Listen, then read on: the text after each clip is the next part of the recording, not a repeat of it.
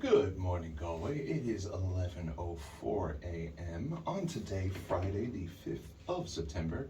You're listening to GOCOM Radio, and we are delighted to be joined by the fabulous and wonderful, I need to make sure I get this right, Princess and Miss Charity, Yes. right? Okay, not Miss Princess Charity. Princess and Miss Charity, the first princess, Yeah. which is the runner-up position Yes. for the MMAI competition that happened on August 30th. Omnia, thank you for coming to the show. Thank you for having me. It is so good to see you. I spoke to Dami before the competition, and it was an absolutely amazing thing to follow on social media, and I can only imagine how it felt to live through it. So I was wondering if you could tell us how you came to the competition in pageantry in general, sort of. Okay, so I'm actually completely new to pageantry. Initially, when I had seen Miss Africa Ireland 2025 being advertised, I was like, there's no way, this is not really something that I'm into. But when I was looking at the mission and the vision of it, which is really to give a space for young migrant women in Ireland to be able to see themselves on stage, I was like, okay, this is a good chance for me to be able to represent my country, because I'm from Sudan and currently there is a war on in Sudan. So I was like, this is a great chance for me to represent my country and to really connect with my roots, because I've grown up here in Ireland. So for me, at times I felt like I was more Irish than I was Sudanese. And I felt like this was a chance for me to really just dive in and immerse myself in my own culture as well, and to kind of link the two together. So that was kind of how I started and went on from there. And it's such a beautiful celebration of that, because we all are the products of the cultures that come into the situation. And checking out the Johnstown estate. Johnstown estate, yeah. It looked amazing. So Yeah. can you walk us through the experience of the actual finale? Because we talked to Dami about sort of the run up about it, and I'm going to ask you a couple of questions as well. Yeah. But the actual day of, or the days immediately leading up to, can you run us through what those felt like? Yeah, so the finale itself was on the 30th of August, but myself and the other girls had met on the Friday beforehand, because we had interviews with the judges in the Johnstown estate, and it was incredible. Definitely nerve-wracking, but it was great to experience the Johnstown estate, because for them I think it was a great event to have, because we were bringing so many different people, and there was a lot of excitement with myself and the girls around the hotel, and a lot of people coming up to us and asking, what is going on, what is this event? So there was definitely nerves, but adrenaline as well, because we could see people were very supportive, they were very curious as well, and like that it gave us a chance to explain to them, oh, this is what we're doing, this is why we're doing it as well.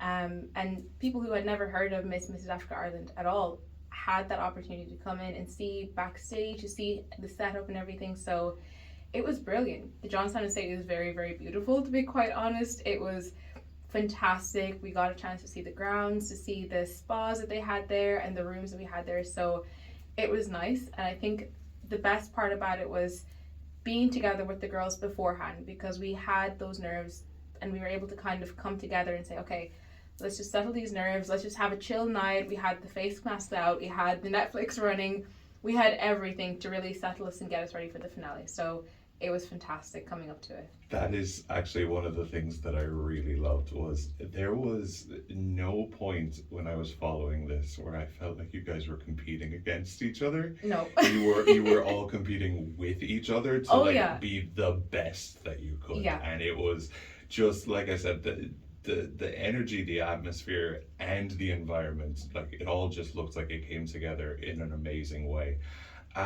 And then there's something you were talking there, you were saying that there was interviews, and another such a wonderful thing about MMAI is and you are of course Miss Charity, so I think you're going to be probably the best person to tell us about it. But first of all, every girl had a charity, right? Yeah. So what was yours? So initially I had a bit of an uphill battle with my charities, because I already do a lot of work with different NGOs in the space of political advocacy and youth work.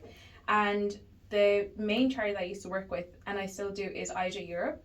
So that is a student-led organisation that works across Europe to bring together different young people across Europe and represent them in different political spaces, and we tackle social issues as well. But because I had thought charity work just involves volunteering, fundraising, I have to go out with a bucket onto the street, I did hit a bit of a mental block because I was like, all this work that I'm doing doesn't count. I have to think of something new. And from there, I was looking everywhere to kind of see who do I want to get involved with and what do I want to do. So I have been working with some local ones as well to raise awareness for Gaza as well as Sudan, because these are issues that are close to home for me personally. So I was working with Gaza Gabra. I had started a fundraiser with them, and in the background I was also working just locally. We have Culture Connect in Louth, which works to bring together people of different cultures and the community in general, to bring the migrant community and give them the space to connect with each other as well. So they were a few that I was working with. But at some point during the finale, I really fell in love with Vision Ireland and the Irish Wheelchair Association, because I have a family member who had suffered a stroke and was left with a physical disability. And that came about because trying to get my family member to the Johnstown estate proved to be very difficult. Wheelchair taxis from Drogheda in general are very hard to find. So because they were already using these services, I was like, okay, this is a group that I really want to work with, because I know what they're about and I know that they need people and they need awareness as well. So they were the two that I kind of focused in on, and I actually registered as an advocate with both of them, because I've seen what it means to have a disability and I've seen what it means to live with a disability as well. And because I love speaking and because I'm confident in the role of an advocate as well, that's my background, I was like, I want to put this to use and I want to use this for my journey, because I'm doing it anyway. So Vision Ireland and the Irish Wheelchair Association were the two that really captured my heart and brought it all together for me. It is something that I don't think a lot of people realize, that wheelchair accommodation is not, or accessibility is not as commonplace as I think people realize until a family member or themselves go through it. And those are all amazing causes in that regard. One of the ones I was just looking at here was the Gaza Go Bra that you mentioned. And Gaza Go Bra is an Irish humanitarian non-profit organisation focusing on providing critical humanitarian aid to displaced families throughout the Gaza Strip, which right now is, of course, so needed and so difficult to do. So there is an I Donate page for that. There is. So the fundraiser is still up at the moment. So I have been sharing it with as many people as I can, trying to raise awareness. Because even in college, we have a lot of initiatives that are fundraising for Gaza in general. And with Gaza Gabra, it was really nice to connect with them because they had a lot of different ways that you could fundraise and raise awareness as well. So when I saw it, I thought, okay, I want to put this to use. I want to spread awareness because it is a really important cause. I myself know what it's like to have family affected by war. Currently, I have family in Sudan who are going through the exact same thing. So when I saw that, I said, okay, this is important. I want to get out there. So yeah, there is a fundraiser.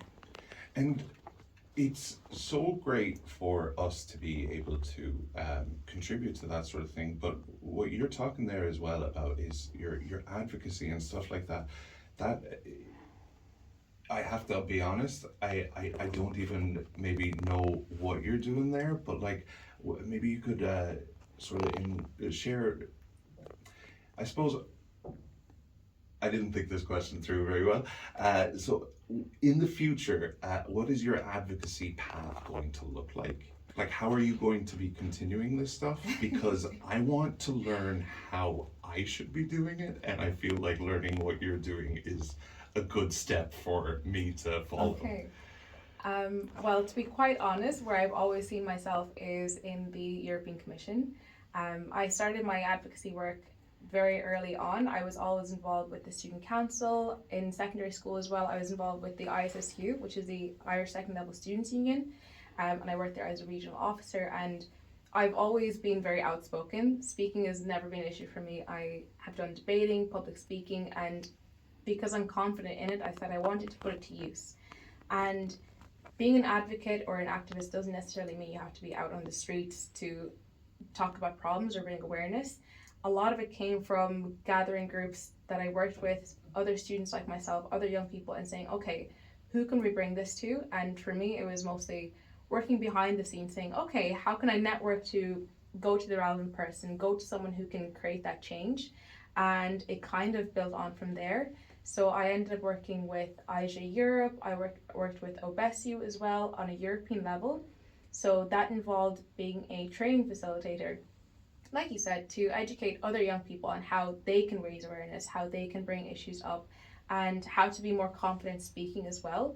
And also how to write policies and how to navigate around that, whether it's on a smaller level in schools or on a regional level or a national level, being able to connect with different people in government, different politicians, different organizations to bring these issues to them.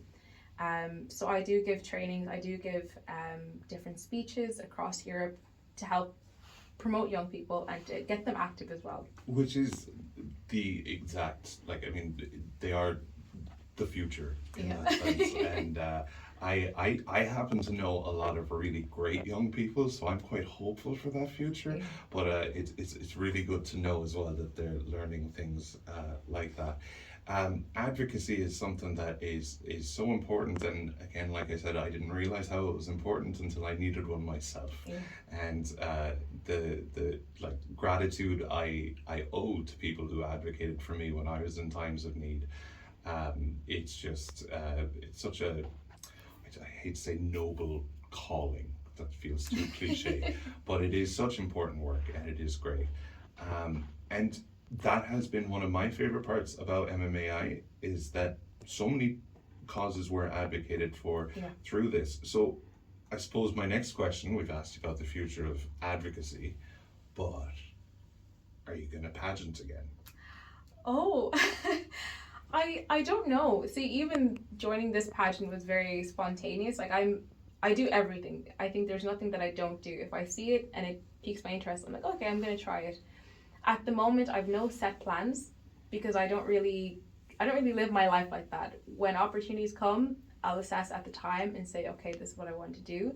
But I think for me, I achieved my goal. For me, it was really to show my family, that we can be out there as well to represent the Sudanese community, because they tend to hide a good bit as well. And to just also show other young people who've grown up in Ireland that, yes, you can be Irish and you can be a foreigner as well. So I do feel like I achieved the goals that I wanted to with and I have a long year ahead of me. So I suppose I'll have to see by the end of the year. Oh, okay. Well, we would be happy to see you continue because you do look great in a crown, I won't lie. So thank you for coming on to the show. The one thing, I know that we're a Galway radio station, but I do see that there's an open mic night on with GOCOM. So if you're out in Gorey in Wexford, I believe that is, head out to that. If you start walking from Galway now, you might make it by tomorrow. Maybe. But just before you go, we just wanted to know, and so we'll include this in links on the website as well, but just how can people follow your journey and support the work that you're doing? So I am active on Instagram. That is where I'm sharing a lot of my content as well. So it is Insomnia K 32. So INSOMNIAK 32. Yep, that's that on Instagram. And there is, I believe, a GOCOM Instagram page as well, which I found from exactly your Instagram page. Omnia, thank you so much for coming. Thank you for having me. It was an absolute delight. I was aware of the fact that if at any point I offended you, you could probably kick my head off from Taekwondo training. And so the fact that I've made it through, I feel safe.